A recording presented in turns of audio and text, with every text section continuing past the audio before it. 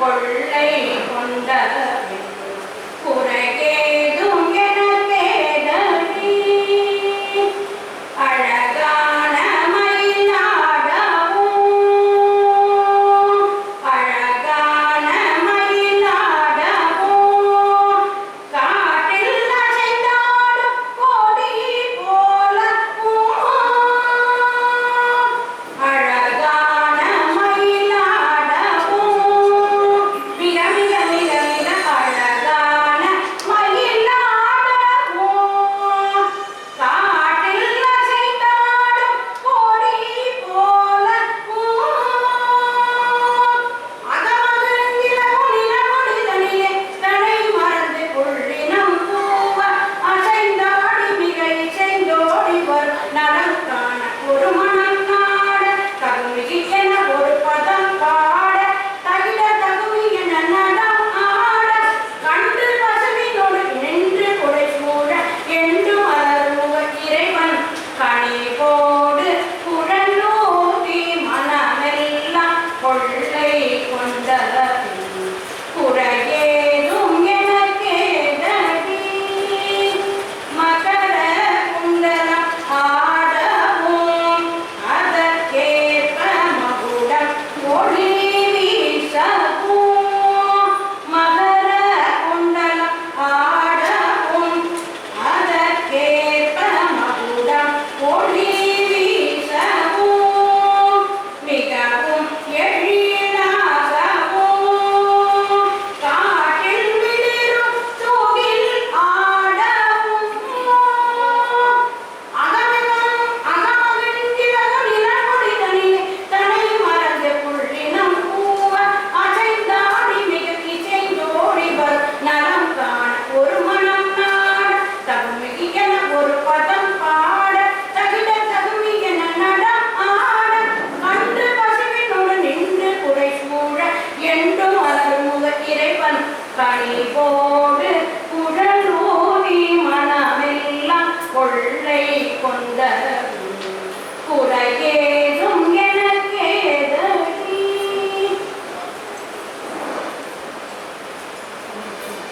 இன்றைய ஸ்லோகமாக குத்துவலுக்கு ஏற்றுவதற்காக சன்னியாசி பகவான் துறவியாக வாழ்க்கையை சமுதாயத்துக்காக பயன்படுத்திக் கொண்டிருக்கிற திரு தத்துவ சைத்தன்யா அவர்களும் தனுசையா அவர்களும் இரண்டுவரும் குத்துவலுக்கு ஏற்றி நிகழ்ச்சி வைத்திருப்பார்.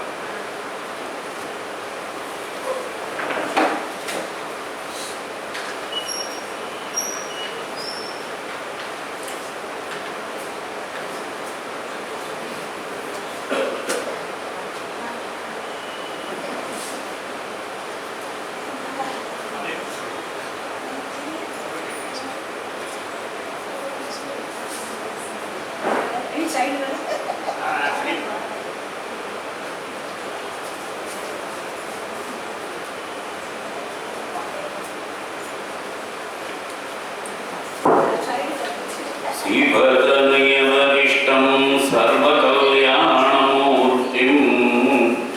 परशुकमलहस्तं भूषितं मोदकेन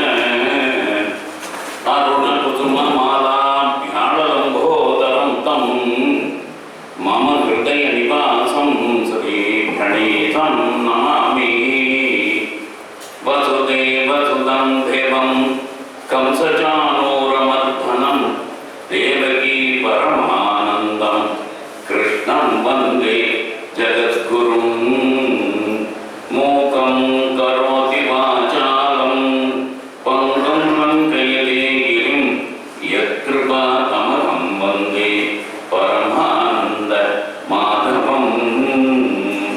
व्यासाय विष्णुरूपाय व्यासरूपाय विष्णवे नमो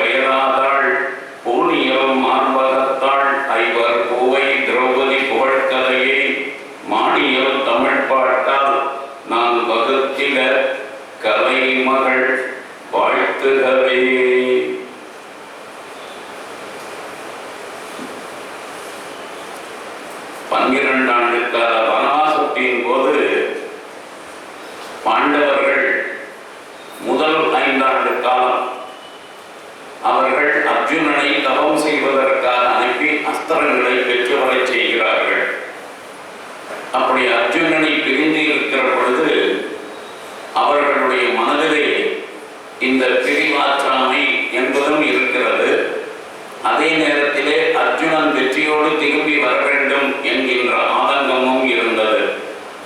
இப்படிப்பட்ட சூழ்நிலையில அவர்களை பல்வேறு மகரிஷிகள் வந்து சந்திக்கிறார்கள். துன்பத்திலே இருக்கக்கூடிய ஒருவன் தன்னுடைய மனதில் இருக்கக்கூடிய துன்பத்தையே பெரிதாக நினைத்து எப்பொழுதுமே அதை பிறரிடத்துல தன்னை போல கஷ்டப்படுகிறவர்கள் உலகத்தில் வேறு யாரும் இருக்க முடியாது என்பது போல பேசுவது வழக்கம். அதுபோலவே பாண்டவர்களும் கூட தங்களிடத்திலே வருகின்ற மகரிஷிகளிடத்திலே எங்களை போன்று உலகத்தில் யார் கஷ்டப்பட்டு இருப்பார்கள், தனக்கு ஒரு பெரிய லாபம் வருகிறது, சந்தோஷமாக இருக்கிறோம், வாழ்க்கையில் பல நல்ல நிகழ்ச்சிகள் நடைபெறுகின்றன என்றால் என்ன போல உலகத்தில் சிறப்பாக இருக்கிறவன் யார் என்பதாக எவருமே இன்னொரு இடத்துல சொல்லிக் கொள்வதே கிடையாது. ஆனால் கொஞ்சம் துன்பம் வந்துவிட்டாலும் கூட உடனடியாகவே என்ன போல கஷ்டப்படுறவா உலகத்தில் யார் இருக்க போற, நான் செஞ்சிருப்பாங்க, என்ன பாவம் செஞ்சேனும், இப்படியாக புலம்புவது என்பது மனித இயல்பு. அதன்படி பாண்டவர்களும் கூட வருகிற மகிழ்ச்சிகளிடத்திலே பல விதமாக அவர்கள் புலம்புகிறார்கள். அந்த புலம்பலை போக்கி உங்களை விடவும் கஷ்டப்பட்டவர்கள் இருக்கிறார்கள் என்கின்ற விஷயத்தை ஆங்காங்கே முதலிகள் சுட்டிக்காட்டுவதுதான் பல்வேறு சரிதங்களை அவர்கள் சொல்வது. அப்படி நேற்றைய தினம் நாம் நலச்சரித்திரம் என்பதாக எப்படி பாண்டவர்களுக்கு அது உரைக்கப்பட்டது என்கின்ற விஷயத்தை நான் சொன்னேன்.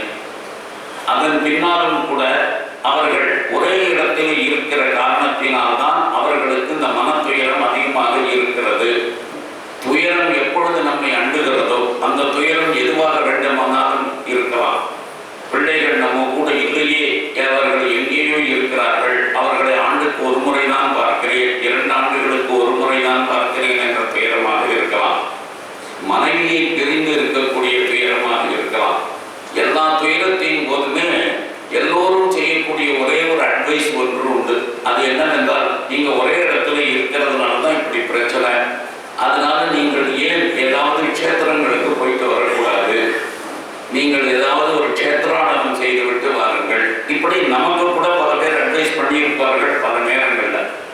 அப்படி நாமும் கூட உடனே ஒரு க்ஷேத்ராடனம் புறப்படுவோம். ரிஷிகேஷ் போகிறது இல்லையா, போயிட்டு வருவோம், பத்ரிநாத் போகிறது இல்லையா, போயிட்டு வருவோம், கைலாஷ் போகிறது இல்லையா, போயிட்டு வருவோம் அப்படின்னு சொல்லி. இதனால என்னன்னாக்க ஒரு mental relief, being away from the spot. எந்த இடத்துல நமக்கு தங்குவதற்கு என்று இருக்கிறதோ அந்த இடத்தை விட்டு போகிற பொழுது, நீங்குகிற பொழுது, நாம் சுற்றி வருகிற பொழுது கொஞ்சம் துயரம் தீர்ப்பதற்கு வாய்ப்பு இருக்கிறது.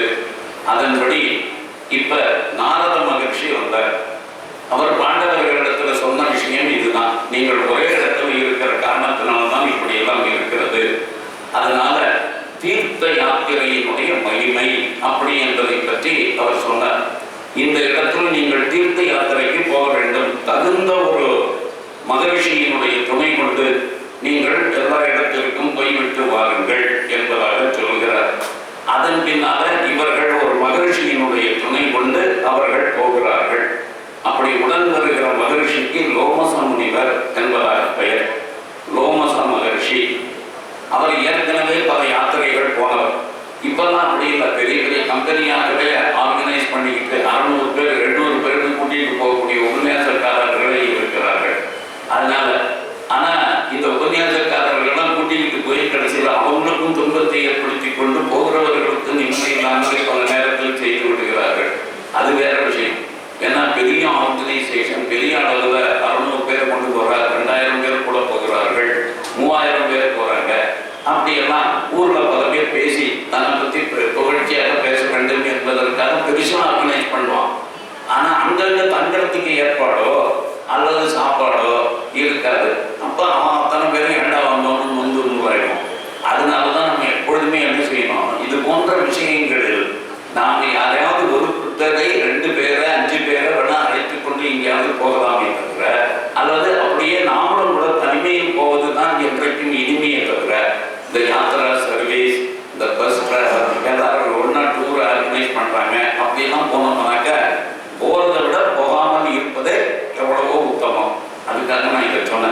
இந்த இடத்துல இந்த ரோமச முனிவர் ஏற்கனவே நான் தனியாக பல இடங்களுக்கு யாத்திரை செய்திருக்கிறேன், இப்பொழுது உங்களையும் அழைத்து செல்கிறேன், இது 3வது யாத்திரை எனக்கு, ஆகவே உங்களுடன் வருகிறேன் என்பதாக சொல்லுகிறார்.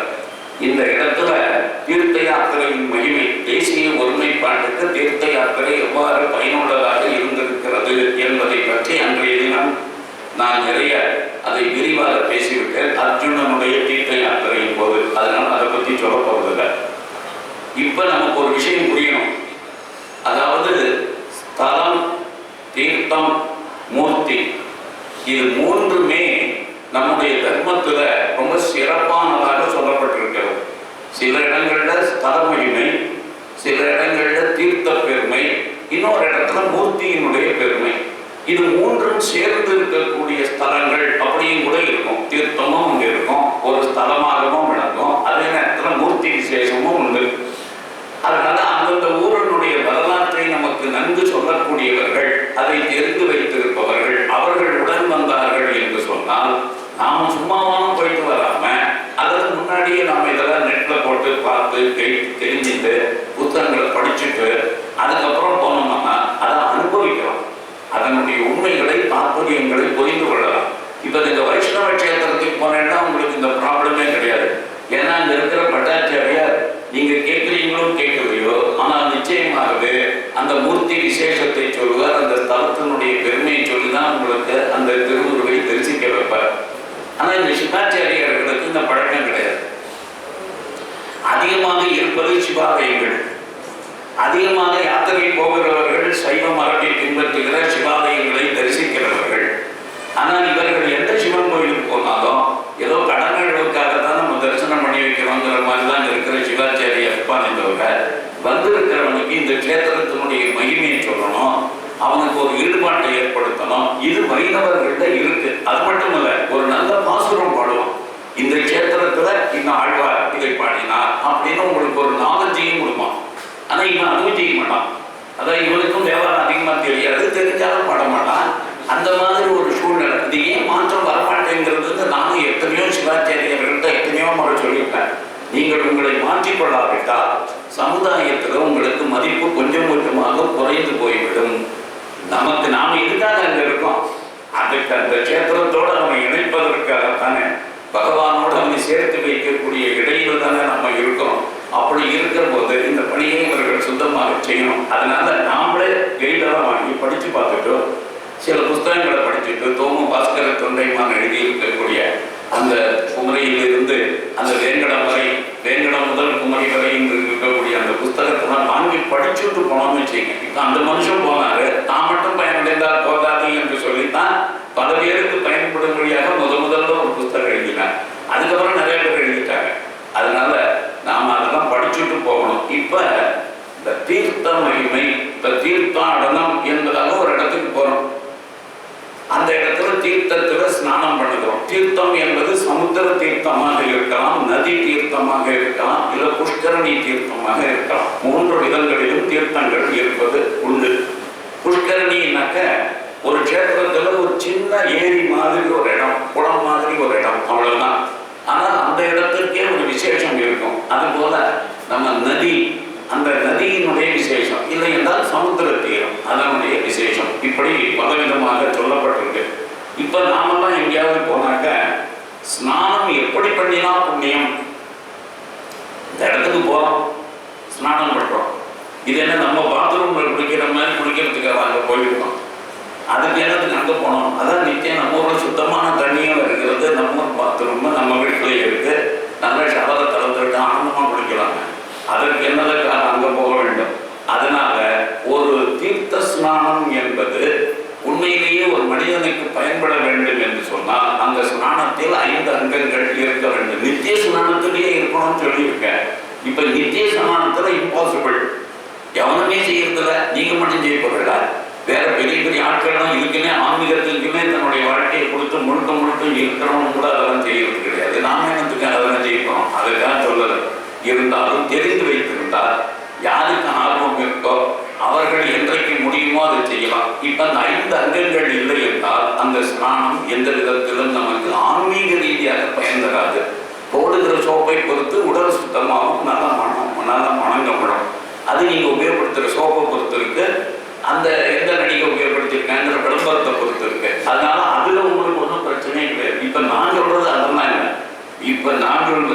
சங்கல்பம். சங்கல்பம் பண்ணிக்கொள்ளாமல் பண்ணுகிற எந்த ஸ்நானமும் பயன் கிடையாது. சங்கல்பம் என்றால் என்ன? எந்த ஒரு பூஜை செய்வதற்கு முன்னதாகவும் எந்த ஒரு யஜ்யத்தை தொடங்குவதற்கு முன்னதாகவும் நாம ஒரு உறுதிமொழி மேற்கொள்ளுகிறோம். அதாவது மானசீகமாக நான் இதை ஏன் செய்கிறேன் அப்படின்னு சொல்றோம். இது எந்த நோக்கத்தோடு நான் செய்கிறேன், லட்சியம் என்ன, இந்த ஆக்டிவிட்டியை நான் அண்டர்டேக் பண்ணுவதால் நான் அடைய விரும்புகிற லாபம் என்ன அப்படிங்கிறத சொல்றதுக்கு பேருமா அதை தனக்குத்தானே சொல்லிக் கொள்வதற்கு பெயர் தான் சங்கல்பம். இப்ப அந்த சங்கல்பம் என்பது நதி தீரங்கள்ல சமுத்திர தீரத்துல ஸ்நானம் பண்ணுகிற போது நிச்சயமாக இருக்க வேண்டும். ஒவ்வொரு நாளுமே ஸ்நானம் பண்ணுகிற போதும் அந்த காலத்துல தான் ஊர்ல இருக்கிற குளத்துல தான் போய் ஸ்நானம் பண்ணுவார்கள். அப்படி ஊர்ல இருக்கிற குளத்திலேயோ நதியிலேயோ ஸ்நானம் பண்ணுகிற போது பெரியவர்கள் இதெல்லாம் சொல்லிக்கொண்டுதான் இருந்திருக்கிறார்கள். அதற்கு அப்புறமா சூக்த படனம் அப்படின்னு ஒண்ணு இருக்கு. அதுதான் அகமர்ஷண சூக்தம் அப்படின்னு ஒரு சூக்தம். இந்த சூக்தத்தை நாம் சொல்லி ஸ்நானம் பண்ணினால் மானசீகமாக நாம் எதற்காக ஸ்நானம் பண்ணுகிறோமோ அதை நமக்கு நாமே நினைவுபடுத்திக் கொண்டு, அதாவது புற தூய்மை அக தூய்மை. புற தூய்மை நீரால் அமையும், அதுல ஒன்றும் சந்தேகமே இல்லை. நீங்கள் சோப்பு போடாட்டாலுமே நல்ல தண்ணியில நல்ல அழுக்கு தேடி குளிச்சு ஸ்நானம் பண்ணினால் அது ஒரு புற தூய்மை வரும். ஆனால் அக தூய்மை என்பது மந்திரங்களால் மட்டுமே, சங்கல்பத்தினால் மட்டுமே, உங்களுடைய டிசைரால் மட்டுமே அது வரக்கூடியது. அதனால அந்த அக தூய்மை வருவதற்காகவும் தான் நான் ஸ்நானம் செய்கிறேன் அப்படிங்கிறத சொல்லணும். அதுக்கப்புறம் மார்ஜனம் அப்படின்னு ஒண்ணு இருக்கு. இந்த ஆப்போ இஷ்டாமயோ போகா தானே ததாதன அப்படின்னு சொல்லிக்கொண்டு ஒவ்வொரு நாளும் சந்தியாவந்தனத்தில் இதை செய்யக்கூடியது. இது எதற்காக என்று சொன்னால், நீரை தொட்டு அதில் நான் மூழ்கி எழுவதற்கு முன்னதாகவே அந்த நீரை என் தலைமையில் புரோட்சணம் செய்து கொள்கிறேன் என் மீது. அந்த புரோட்சணத்தின் போது ஒரு மந்திரம், அதுக்கப்புறமா தேவதா தர்ப்பணம் அப்படின்னு ஒண்ணு இருக்கு. இது எல்லாம் பண்ணி சந்தியாவந்தனம், காலை சூரிய உபாசனை அதை செய்துவிட்டு வருவது என்பதுதான் இந்த தீர்த்த யாத்திரைகள். இது எல்லாவற்றிலுமே மேற்கொள்ள வேண்டியது. இதுல நமக்கு ரொம்ப முக்கியமான ஒரு விஷயம், இந்த சங்கல்பம் அப்படின்னு ஒண்ணு சொன்னாங்கல்ல.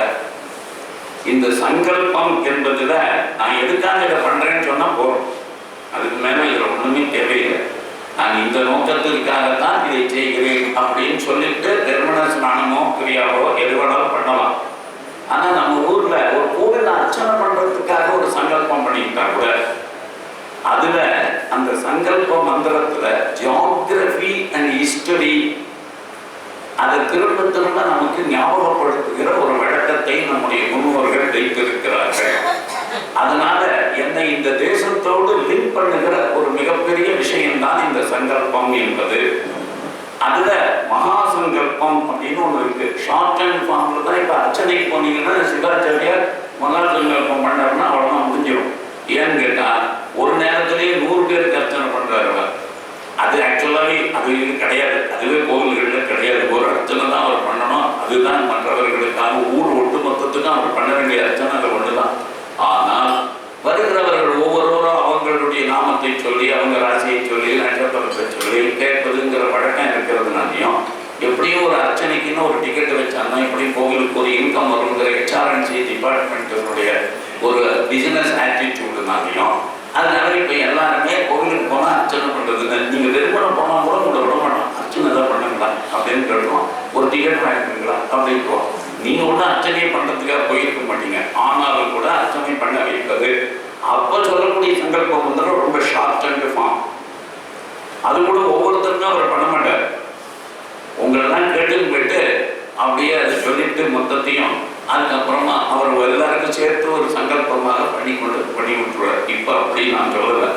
இதுல என்னென்ன விஷயங்கள் சொல்லப்பட்டிருக்குங்கிறதையும் நாம் தெரிந்து கொள்ளணுங்கிறதுக்காக அபவித்ரஹா பவித்ரோவா சர்வாவஸ்தாம் கதோபிவா யஸ்மரே புண்டரீ காட்சம் ச பாஹ்ய அபியந்தரகா சுச்சிஹி. என்னுடைய மன தூய்மை, உடல் தூய்மை எல்லாவற்றுக்காகவும் தான் நான் இதை மேற்கொள்கிறேன். மானசம் வாச்சிகம் பாபம் கர்மணா சமுபார்ஜிதம் ஸ்ரீராம ஸ்மரணேனைவ வ்யபோகதிஹி ந சம்சயஹ. ஸ்ரீராம ராம ராம திதி விஷ்ணுஹு ததா விஷ்ணுரேவ யோகஸ்ட கரணம் செய்வ சர்வம் விஷ்ணுமயம் ஜெகத் ஸ்ரீ கோவிந்த கோவிந்த கோவிந்த. இதுக்கு அப்புறமா வரக்கூடிய வார்த்தைகள் எல்லாம் பார்த்தீங்கன்னா அதுலதான் ஜியோகிரபி நாலேஜ் என்பதாக வைக்கப்பட்டிருக்கு. ஆதி விஷ்ணோஹோ ஆதி நாராயணஸ்ய அச்சிந்தியா அபரிமிதயா சக்தியா திரியமானஸ்ய மகா ஜபௌதஸ்ய மத்தியே பரிப்ரமதா அநேக கர்ம கரிஷே ததங்கம் ஷரீர சுத்தியர்த்தம் சுத்தோதக ஸ்நானம் அகம் கரிஷே அப்படின்னு சொல்லிட்டு திரும்ப இந்த தூரத்தை முழுக்க நீங்கள் சொல்லுகிற பொழுது என்னெல்லாம் அதில் சொல்லியிருக்கு அப்படிங்கிறத பார்ப்போம்.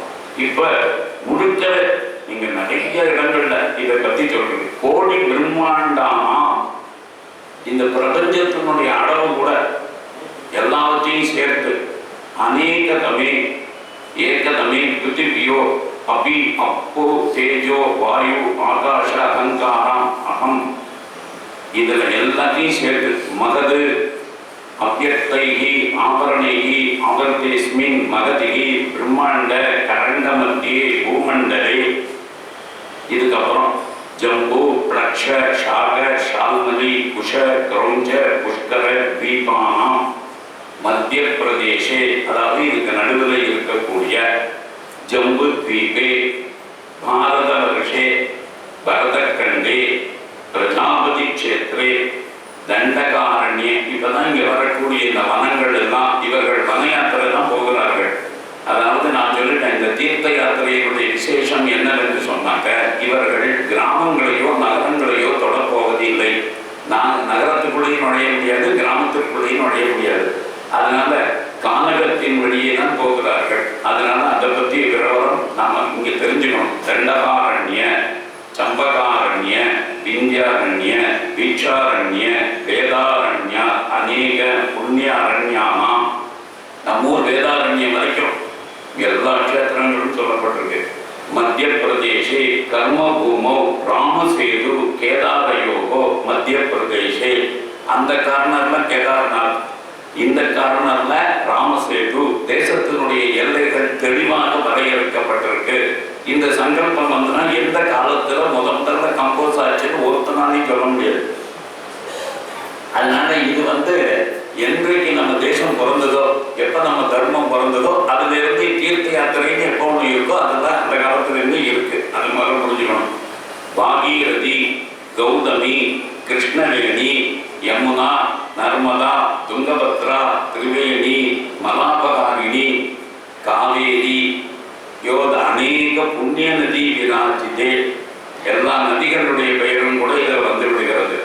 அதுக்கப்புறம் பாருங்க இதில் என்னென்ன ஊர்கள் இந்திரபிரஸ்த யமபிரஸ்த அவந்திகாபுரி ஹஸ்தினாபுரி அயோத்தியாபுரி மதுராபுரி மாயாபுரி காஞ்சிபுரி ஹஸ்தினாபுரி எல்லா இடத்தையும் காஞ்சிபுரி துவாரகா அநேக புண்ணியபுரி விராஜிதே. அதாவது நம்ம ஊர்ல பிறந்துட்டு எனக்கு இந்த நாட்டை பத்தி ஜியோகிரபி தெரியலன்னு ஒரு பேர் சொல்ல முடியாது. இப்ப அமெரிக்காவில் பிறந்து விட்டு கலிபோர்னியாவில் இருக்கிறவனுக்கு நியூயார்க்கு தெரியாமல் இருக்கலாம். ஏன்னா அவனுக்கு தெரிய வேண்டிய அவசியமே கிடையாது. எமோஷனல் பெண்டிங் ஒன்றும் நியூயார்க்கு காரணக்கும் கலிபோர்னியா காரணக்கும் கிடையாது. ஆனால் அவன் நம்ம ஊர்ல அப்படி இல்லை. நீ அந்த ஜென்மத்திலையும் அந்த ஊருக்கு போராட்ட கூட அந்த நதியையும் உன் ஜென்மத்திலையும் நீ கண்ணில் பார்க்க போராட்ட கூட அந்த நதி தெரிஞ்சு வச்சிருப்பாய். அதுதான் முக்கியம். அதே மாதிரி கஷேத்திரங்களை பற்றியும் தெரிஞ்சு வச்சிருப்பார்.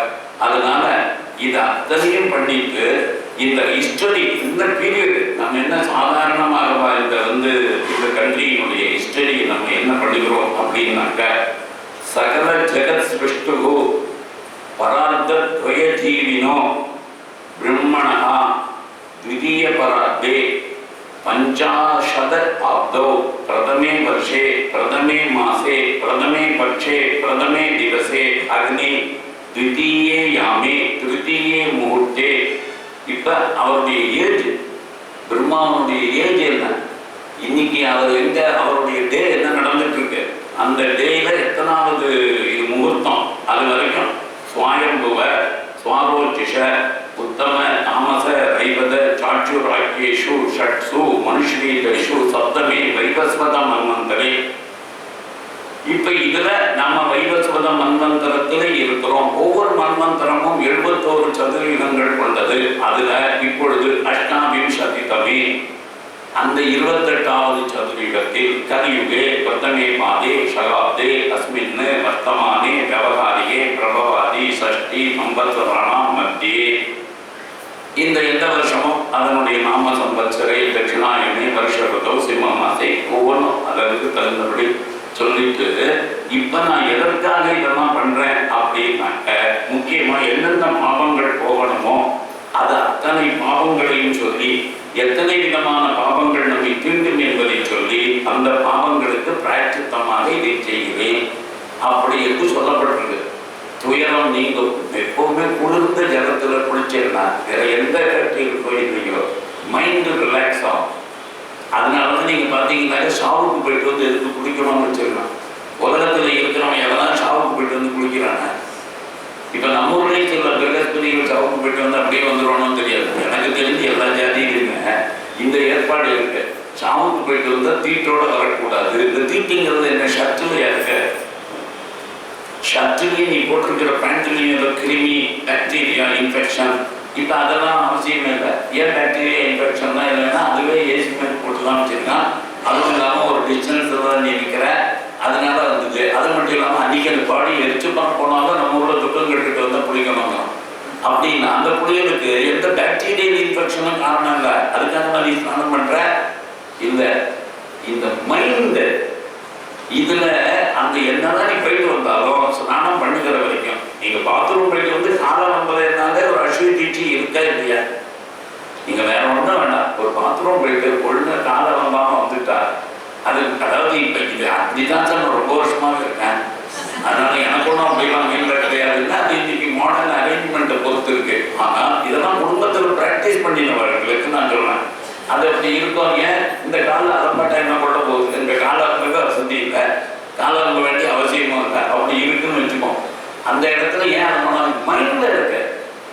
என்னுடைய மனசுல காலங்காலமாக விதைக்கப்பட்ட விஷயம் நீ சுத்தமாக இல்லை என்று எனக்கு சொல்லிக்கொண்டே இருக்கிறது. அப்படிப்பட்ட ஒரு சுத்த தன்மைக்கு தான் ஸ்நானம் பண்றோம். இப்ப அந்த ஸ்நானத்துல இந்த மந்திரங்களும் சேர்ந்து அந்தர சுத்தி நம்முடைய உடம்பை மனதையும் தூய்மைப்படுத்திக் கொள்வது நல்லது அப்படி என்கின்ற விஷயத்தை சொல்லிட்டு இப்ப இவங்களை அழைச்சிக்கிட்டு நாரதர் வந்து சொன்னார், ஒரு மகர்ஷியை அழைத்து கொண்டு செல்லுங்கள் அப்படின்னு சொன்னார். அதன்படி இவர்கள் லோமச முனிவர் உடன் வர யுதிஷ்டிரர்